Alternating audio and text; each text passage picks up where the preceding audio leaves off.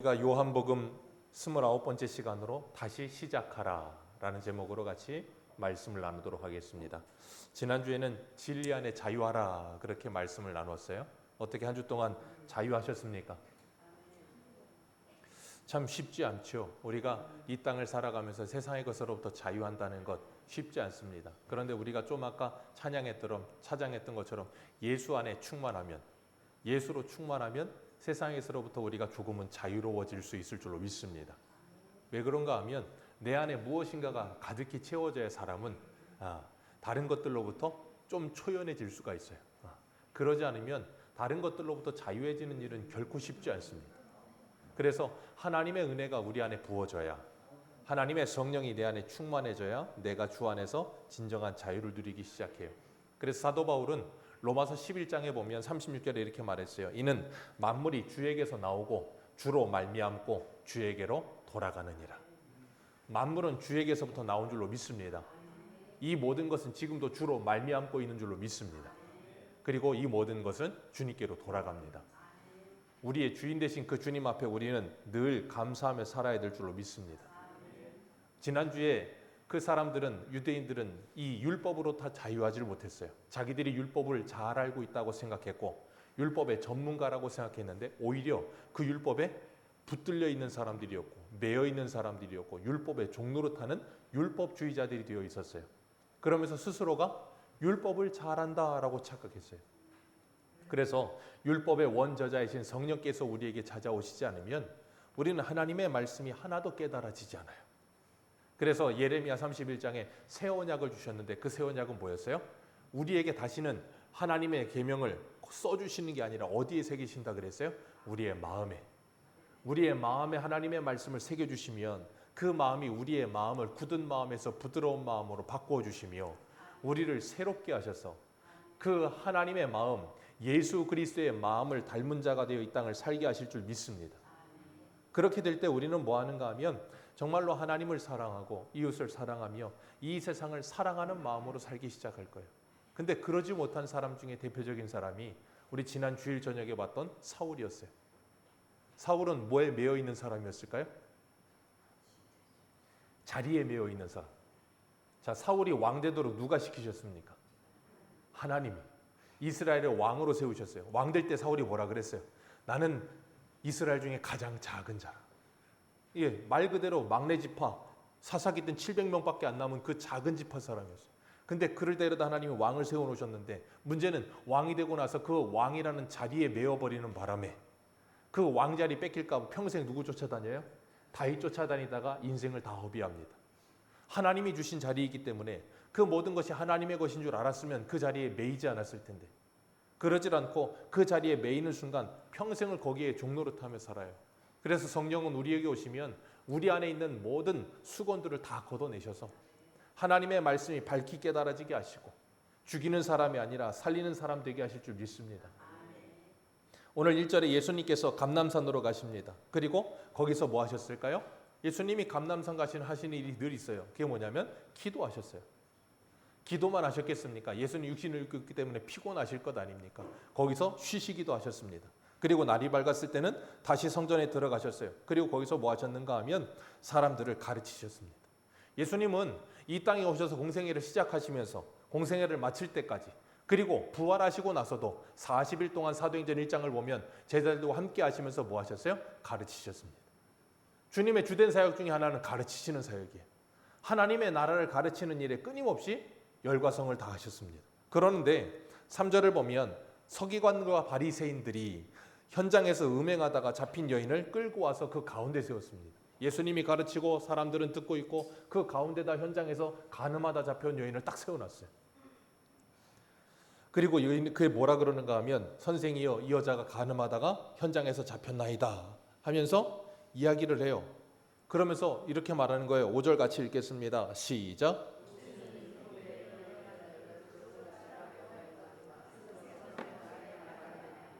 네. 참 이 바리새인하고 서기관들은 예의가 없는 사람들. 예수님이 지금 말씀을 가르치고 계세요. 근데 거기에다가 갑자기 중앙에다가 여인을 가져다 놓는다는 건 뭐 하고 있는 거예요?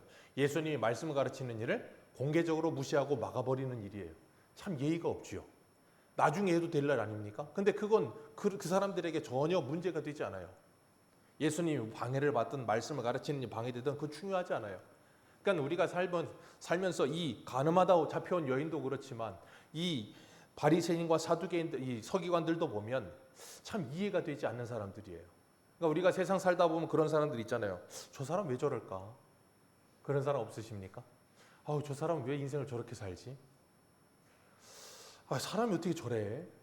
그런 사람들이 종종 보입니다. 그런데 기억하실 것은 우리가 그 사람을 다 이해하지 못한다는 거예요. 우리는 내 좁은 소견과 판단을 가지고 내 참 넓지도 않은 이해력을 가지고 다른 사람을 이해하려고 들면서 이해가 되지 않으면 어떻게 해요? 저 사람은 정말 이해가 안 돼. 나 같으면 저렇게 안 살 텐데 왜 저러고 살아? 기억하십시오. 그럴 때 생각하셔야 돼요. 나는 이해력이 참 딸리는 사람이지. 그걸 기억하셔야 돼요. 내 이해력으로 다른 사람을 다 이해 못해요. 근데 왜 자꾸 다른 사람을 다 이해하려고 드시고 이해하는 척을 하시냐고요. 이해하지 마세요. 여러분은 다른 사람을 다 이해 못한다는 걸 인정하시길 바랍니다. 그리고 뭐 하시면 되냐면 이해하지 마시고 받아주시면 돼요. 이해하려고 들지 마시고 받으시면 돼요. 로마서 14장을 보세요. 음식 문제 가지고 대판 싸우잖아요. 그때 바울이 뭐라 그럽니까? 서로 이해하라 그럽니까? 아니요. 그냥 받아주라. 왜요? 그리스도께서 너희를 받아주신 것처럼. 생각해 보세요. 우리가 사람이 사람을 봐도 이해가 되지 않는 때가 많은데 예수님이 우리를 보면 이해가 되시겠습니까? 안 되시겠습니까? 하나님이시니까 이해가 되시죠. 그런데도 불구하고 도무지 이해가 안 되실 만한 일들을 우리는 너무나도 많이 해요. 근데 그 주님은, 그 하나님은 우리를 뭐 하십니까? 받아주시잖아요. 다 받아주십니다. 근데 우리는 그게 잘 돼요? 안 돼요? 안 돼요. 그때 제가 예전에 로마서 강의할 때 말씀드렸잖아요. 그럴 수도 있느니라. 네, 그럴 수도 있어요. 사람은 그럴 수도 있어요. 왜? 죄된 본성을 가졌기 때문에 그럴 수 있는 거예요. 구원받았고 예수를 믿어도 그럴 수 있어요. 왜? 구원받았음에도 불구하고 옛사람이 우리 안에 여전히 있기 때문에. 그럴 때 뭐 하면 되냐면 은혜가 떨어졌구나. 지금 성령에 충만하지 못한 상태구나. 그걸 알고 뭐 해주면 돼요? 기도해 주면 되는 거예요. 근데 그게 잘 안 돼. 왜? 나도 은혜가 떨어져서. 여러분, 우리는 우리의 좁은 소견으로 이해가 되지 않지만 은혜를 받으면 이해가 돼요. 은혜를 받으면 이해가 돼요. 그러니까 내가 이해가 안 될 때는 내가 이해력이 딸리는 사람이구나 하시고 기도하시면, 이해가 될 때는 뭐 하시면 돼요? 내가 지금 은혜를 받았구나. 이해가 된다면 내가 지금 은혜를 받은 거예요. 오늘 본문은 인간의 죄성과 하나님의 은혜, 그리고 우리에게 그 두 가지를 대조해서 보여주면서 율법과 복음이 무엇인가, 정죄와 은혜가 무엇인가, 살리는 것과 죽이는 것이 무엇인가를 선명하게 보여주고 있어요. 바리새인과 서기관들은 뭐 하는 사람들이에요? 죽이는 사람들. 율법을 가지고 사람을 죽이는데 열심히 있는 사람들이에요. 그러니까 모세 율법에는 이런 사람들을 돌에 쳐 죽이라 그랬다고 신명기 22장에 분명히 말씀하고 있거든요. 가늠한 사람은 남자든 여자든이에요. 근데 여기 보면 누구만 잡혀왔어요? 여자만 잡혀왔습니다. 참 야비한 놈들. 잡으려면 누구도 잡아야 돼요? 남자도 잡아야지. 힘없는 여자만 잡아서 여자만 그냥 죽이는 거예요. 그냥. 가늠은 혼자 합니까? 둘이 하지. 그럼 둘 다 죽여야지. 근데 자기들 잡기도 편하게 여자만 잡아가지고 대놓고서는 이 사람 죽이라 그랬는데 어떻게 해야 됩니까? 라고 말하는 거예요. 6절 말씀 같이 읽겠습니다. 시작.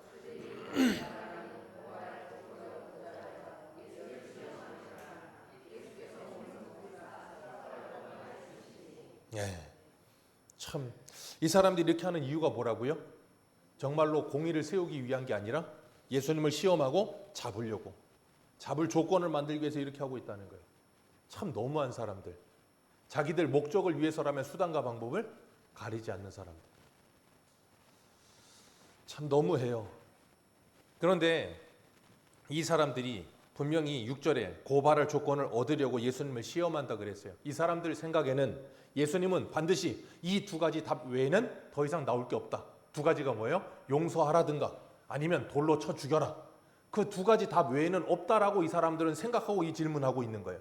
근데 예수님은 아무 대답을 안 하세요. 그리고 오히려 그들이 생각지도 못한 대답을 하십니다. 분명히 율법대로라면 돌로 쳐 죽여라 그럴 것이고, 그러면 돌로 쳐 죽이면 뭐가 문제가 되냐면 당시에 로마 법으로 사람의 생사일탈과는 로마 법으로만 할 수 있었어요. 유대인들은 사람을 살리고 죽이는 일은 못했어요. 그러니까 만약에 돌로 쳐 죽여라, 율법대로 돌로 쳐 죽여라 그러면 어디에 걸려요? 로마의 법에 걸릴 것이고, 용서해라 그럼 뭐에 걸려요? 모세 율법에 걸리는 거예요. 모세 율법은 돌로 쳐 죽여라 근데 어떻게 용서하냐? 그러니까 둘 다 이러지도 저러지도 못하는 상황이 오게 되어 있는 거예요. 그러니까 이 사람들은 이렇게 교묘하게 두 가지 답만을 답하게끔 이렇게 자꾸 몰고 가서 둘 중에 하나밖에 답 못하겠지 하고 있는데 예수님 뭐라 그래요? 아무 말 안 하세요. 아무 말 안 하시고 뭐 하세요? 6절 다시 읽습니다. 시작.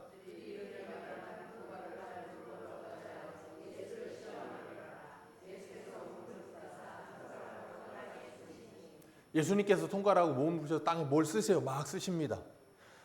뭘 쓰셨는지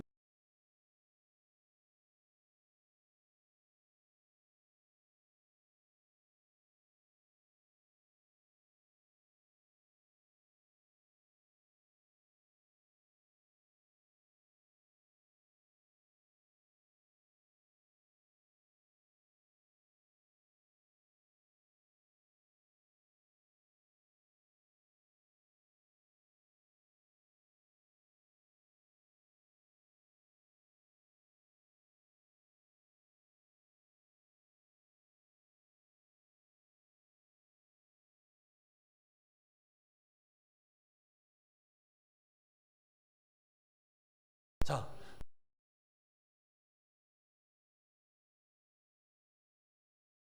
하나님이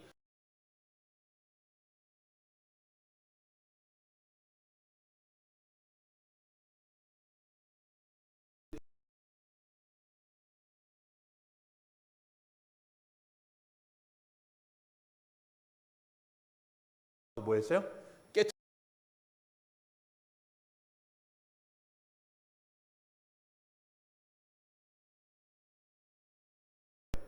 다니엘서 5장에 벨사살이라고 하는 사람이 하나님의 성전에 기구를 가져다가 술 처먹고 막 그럴 땐 처먹었다 그래도 돼요. 술을 막 마시고 막 잔치를 벌이고 있으니까 하나님께서 벽에서 손가락으로 뭐라 했어요? 메네 메네 데겔 우바르신. 달아보고 달아보고 달아보았으나 부족하다. 그러니 쟤는 뭐한다? 심판을 받는다. 하나님의 말씀을 쓰셨습니다. 그렇게 말씀을 쓰신 주님께서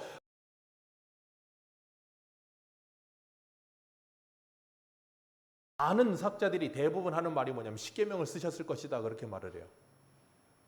1계명부터 10계명을 쭉 쓰시는 거예요. 어떤 사람들은 뭐 사람들의 죄목을 하나하나 조목조목 썼다 그러는데 거기 있는 사람들 누가 무슨 죄 지었는지 예수님이 어떻게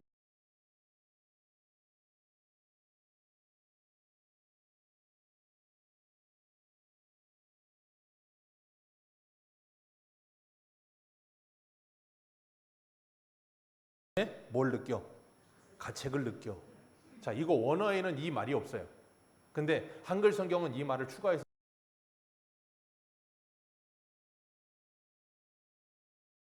말씀을 듣고 마음에 찔림이 오게 되는 거예요. 왜?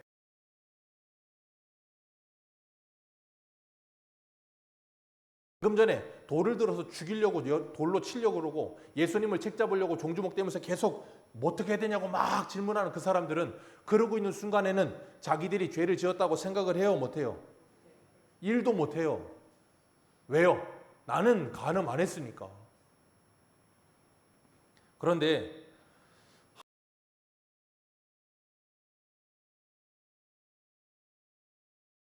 우리의 죄를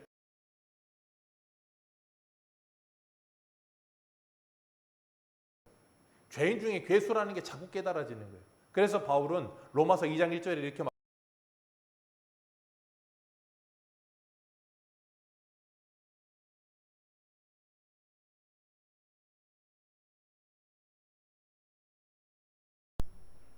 우리가 쉽게 남을 판단하거든요.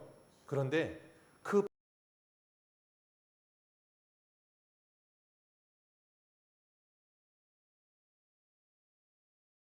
판단하고 정죄하는 그대로 너도 판단하고 정죄를 받게 될 거라는 거예요.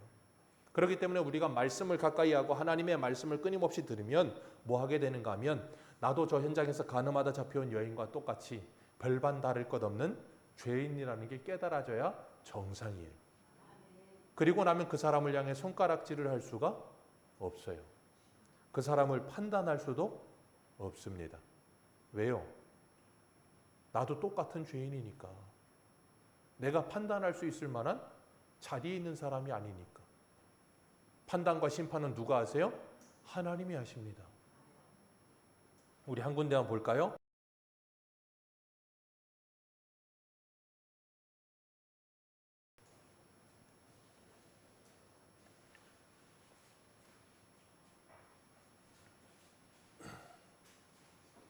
마태복음 7장 1절에서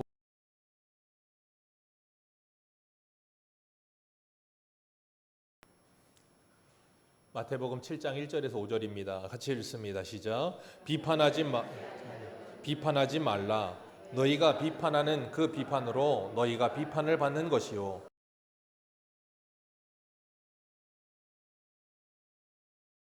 눈 속에 있는 티를 보고 내 눈 속에 있는 들보를 깨달아.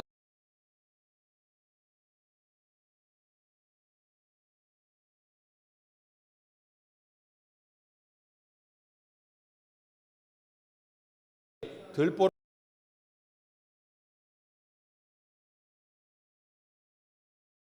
주님께서 이 말씀하셨어요. 비판하지 말라 하시면서 뭐라 그러십니까? 네 눈 속에 있는 뭐부터 빼라? 들보부터 빼라.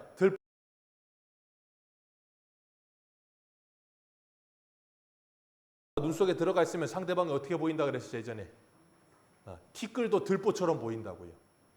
그러니까 뭐예요? 그걸 정죄하지 못하면 견디질 못하는 거예요. 이 말씀을 우리나라 속담으로 풀자면 무슨 말이 있냐면 똥 묻은 개가 겨 묻은 개를 나무라는 거예요. 다른 사람 겨 묻은 거 보면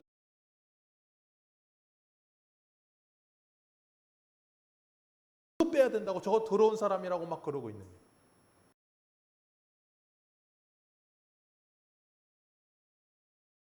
들보를 빼면 그러지 않을 텐데 자꾸 들보를 넣어놓고 다른 사람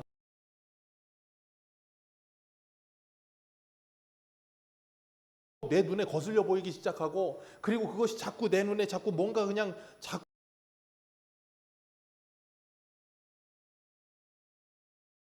내 안에 왕노릇하고 있는 거예요. 사단이 내 안에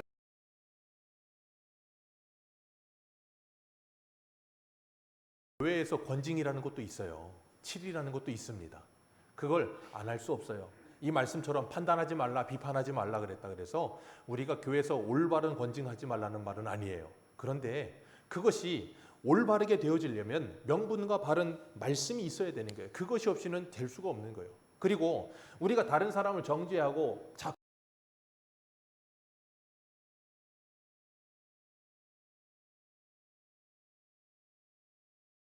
쫓기니 옛뱀 곧 마귀라고도 하고 사단이라고도 하는 온 천하를 꿰는 자라. 땅으로 내어 쫓기니 그의 사자들도 저와 함께 내어 쫓기니라.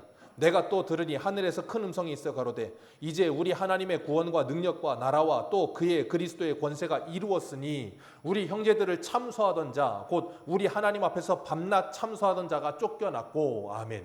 자, 사단의 이름의 뜻이 뭐냐면 참소하는 자예요. 근데 그가 뭐 한다고요? 밤낮 참소합니다. 밤낮, 쉽게 말하면 밤낮 지적질하고 밤낮 고발한다는 거예요. 왜요? 자기 눈 속에 있는 들보가 안 보이니까. 그렇기 때문에 우리들도 내가 다른 사람을 살리는 사람인가 아니면 끊임없이 다른 사람을 정죄하는 사람인가를 보려면 뭐 해야 되냐면 내 안에 들보가 있는가 없는가를 먼저 확인해야 돼요. 사도 바울은 디모데전서 1장에 뭐라 그럽니까? 나는 포행자요, 핍박자요, 회방자요, 죄인 중에 괴수라. 왜 그런 말을 해요? 하나님의 은혜가 얼마나 큰지를 풍성히 알기 때문에, 하나님의 말씀을 온전히 올바르게 크게 알기 때문에 그런 사람은 그 말씀을 가지고 다른 사람을 보지 않고 나를 봅니다. 기억하세요. 하나님의 말씀은 언제나 나에게 하시는 말씀이지 다른 사람에게 하지 않습니다. 이 기록된 말씀 또한 그렇고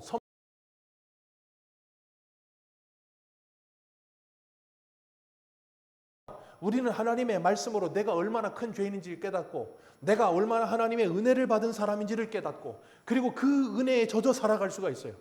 그러지 않으면 하나님의 은혜가 자꾸 말라버려. 왜? 내가 그렇게 큰 죄인이라는 것이 깨달아지질 않아. 이 사람들도 마찬가지예요. 자기들이 큰 죄인이라는 것이 깨달아지질 않는 거예요. 그러니까 뭐예요? 자기들은 의로운 줄 알아. 그러니까 현장에서 간음하다 잡혀있는 여인은 돌 맞아 죽어야 될 사람이고 나는 돌을 던져 마땅한 사람이라고 착각을 해요. 방금 전에 말씀드린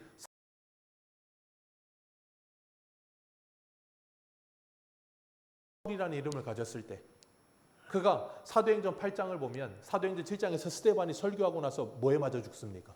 돌 맞아 죽잖아요. 그때 8장 1절에 이렇게 기록하고 있어요. 사울은 그가 죽임 당함을 마땅히 여기더라. 바울이 예수 만나기 전에 스데반이 돌에 맞아 죽고 있는데 그 모습을 보면서 저거 돌 맞아 죽어도 살롬이야. 그런 말하고 있었던 사람이라고요. 근데 그 사람이 예수를 만나고 나니까 어떻게 돼요? 돌 맞아 죽을 사람이 없다는 걸 알게 되는 거예요. 왜?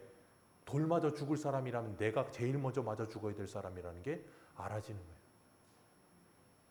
여러분 그게 하나님의 구원을 받고 하나님의 은혜를 받은 사람의 모습이에요. 그리고 나면 하나님의 말씀을 통해서 정말 주님을 만난 사람은 겸손해질 수밖에 없는 거예요. 왜? 내가 더 큰 똥 묻은 개라는 게 알아지니까. 우리는 다른 사람 보면서 저거 돌 맞아 죽어도 쌀놈이야 그런 생각을 하고 사십니까? 아니면 다른 사람 허물 보면 위로하기보다는 지적하고 그냥 상처난데 불로 지지는데 더 빠르십니까? 욥의 세 친구들은 욥이 그렇게 동방에서 큰 거부로 살다가 모든 재산 다 날아가고 자식 다 죽고 아무것도 남은 게 없어 머리끝부터 발끝까지 욕창나서 기와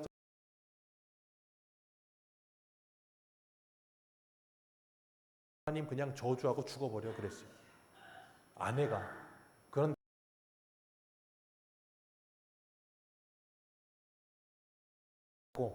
네가 이렇게 된 건 네가 하나님께 뭔가 잘못했으니까 이런 꼴 당하는 거야. 그러니까 빨리 회개해. 너 회개하면 하나님 용서해 주실 거야. 그 말은 세 사람 찾아온 친구들은 그런 일을 안 당했거든. 그럼 자기들은 뭐 어떻다는 거야?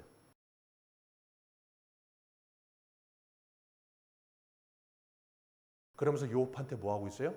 돌 던지고 있는 거예요. 지금 죽어가고 있는 사람한테 빨리 죽으라고 돌 던지고 있는 거예요. 여러분 우리는 그렇지 않습니까?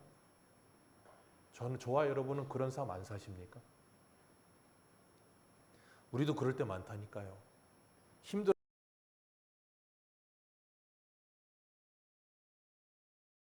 18절에 이렇게 말해요. 칼로 찌름과 같이 함부로 말하는 자가 있거니와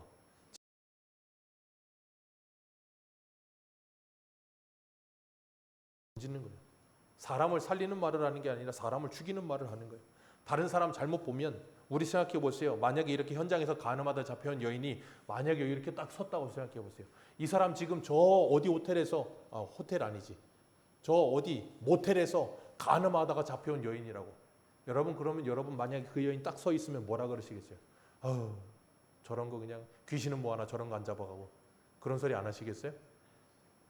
저런 거 그냥 빨리 감옥에 들어가야 되는데 간통죄는 왜 사라져가지고 그런 소리 하면서 막 온갖 말을 쏟아붓지 않겠습니까? 그러면서 나는 안 그런 사람인 척 하지 않겠습니까? 여러분 요즘은 좀 덜해요. 근데 예전에는 댓글이라는 것이 실명제가 되기 전에는 댓글 다는데 정말 말도 안 되는 댓글들 엄청나게 달았잖아요. 그래서 연예인들 몇 명이 죽은지 몰라요. 여러분 우리가 그냥 무심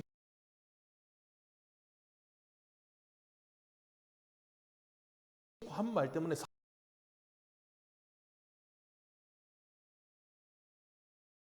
받아들이지를 않아. 심각하게 받아들이질 않아. 우리가 심심풀이로 그냥 다른 사람 뒷말하고 다른 사람에게 함부로 말하고 아무렇게나 말하는 그 말 때문에 사람이 죽는다니까요.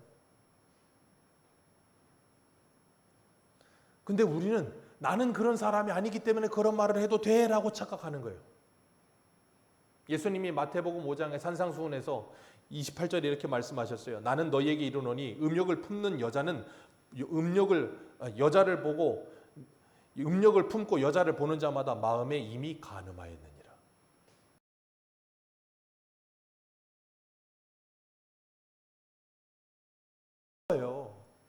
근데 나는 간음 안 했으니까 그걸 뭐라 그래요? 수박 겉핥기식으로 하나님의 말씀을 보고 있는 거예요. 그러면서 뭐예요? 현장에서 간음한 여인은 정죄해도 된다고 생각해요.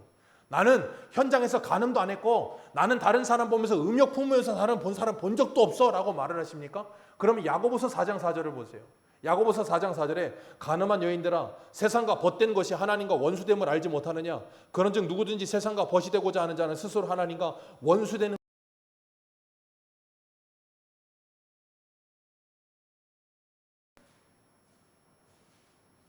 그래서 호세아는 뭐라 그럽니까? 호세아에 나오는 그 창녀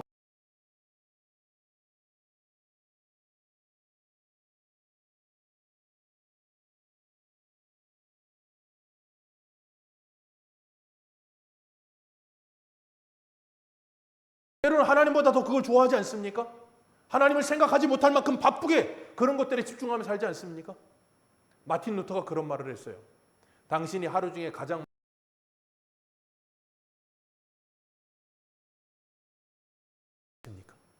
그게 곧 내가 믿는 하나님이라니까요. 그게 뭐라고요? 간음. 근데 우리는 나는 간음 안 했다라고 착각하며 살아요. 이 땡을 살면서 우리가 세상의 육신의 정욕, 안목의 정욕, 이생의 자랑이 얼마나 좋아합니까? 근데 주님 분명히 말씀하세요. 그런 것들은 아버지께로부터 온 것이 아니라 그런 것들을 사랑하는 자들은 그 속에 아버지의 사랑이 없느니라. 그렇게 간음하며 살면서도 우리는 아닌 척. 그리고 눈에 드러나는 무엇인가 잘못된 것이 보여질 때면 그 사람을 향해서 돌을 던지는 일을 서슴없이 하고 양심의 가책도 느끼지.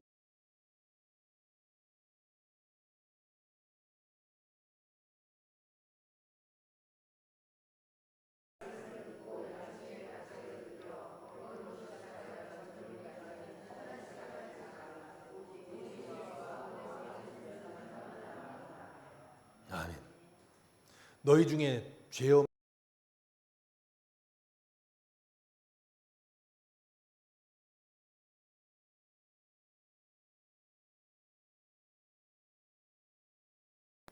자, 왜 여인과 예수님만 남을까요?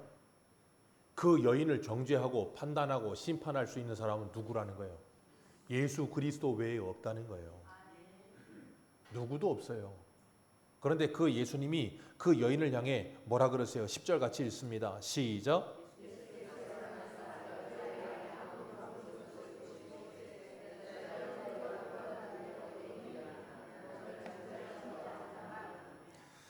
여자가 대답하되 주여 없나이다. 그때 예수님이 말씀하세요. 예수께서 이르시되 나도 너를 뭐하지 아니하노니 정죄하지 아니하노니 다시는 죄를 범하지 말라. 자, 그러면 이 여인이 이 용서를 받고 돌아가서 다시는 하나도 죄를 짓지 않고 살았겠죠? 퀴즈예요. 다시는 죄를 짓지 않고 살았겠죠? 아니요. 그런데 넘어지기도 하고 죄를 짓기도 하고 실수도 하는데 자기가 어떤 용서를 받은 사람인지는 기억해요. 여러분, 그게 성도예요. 내가 하나님께 어떻게 용서를 받은 사람인지를 기억하는 게 성도예요. 이 여인은 돌 맞아 죽어야 된다니까요. 그런데 예수님이 그 여인을 대신해서 십자가에 돌에 맞아 죽으시는 거예요. 누구를 위해서?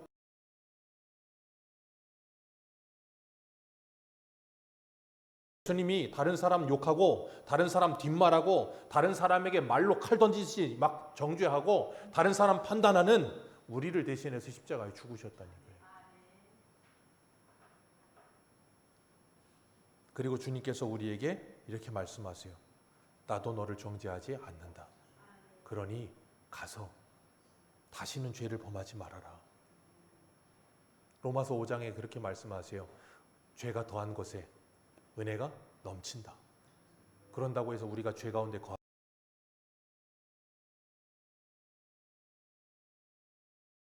우리가 그 죄 가운데 살 수 없다. 그 주님께서 우리에게 말씀하세요. 다시는 죄를 범하지 말아라. 내가 너의 그 죄 때문에 십자가에서 죽었다. 그리고 내가 너를 살렸다. 그 십자가의 은혜를 기억하며 살아라.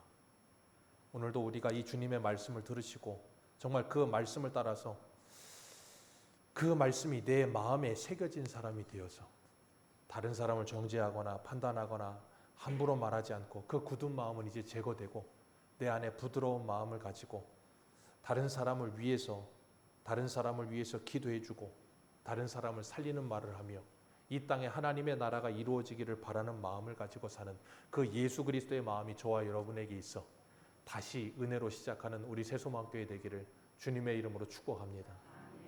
기도하겠습니다.